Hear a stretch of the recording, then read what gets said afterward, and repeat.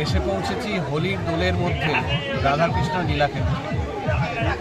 কর্মসূচি ছিল আজকে আমাদের অধিকার প্রতিষ্ঠার জন্যে কেন্দ্রীয় সরকারের বঞ্চনার বিরুদ্ধে জনমত তৈরি করে আজকে রামচন্দ্রপুর অঞ্চলে সেটা হচ্ছে যে বাংলা বিরোধীদের বিসর্জন।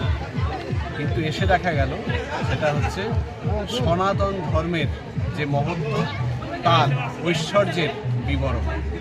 তাই এসেছিলাম এক কাজে, হচ্ছে আর এক কাজ, মানুষের মধ্যে, মানুষের সাথে, মানুষের মধ্যে দিয়ে মানুষের যে উপলব্ধি, মানুষের যে দৈনন্দিন জীবনের যে মহত্ব, সে তারই পীঠস্থানে এসে পৌঁছেছে।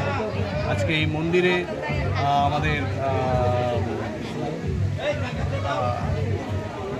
পুজোর মধ্যে দিয়ে এবং আজকের এই হোলি বা দোল উৎসবের মধ্যে অংশগ্রহণের মধ্যে দিয়ে আমাদের কর্মসূচির দ্বিতীয়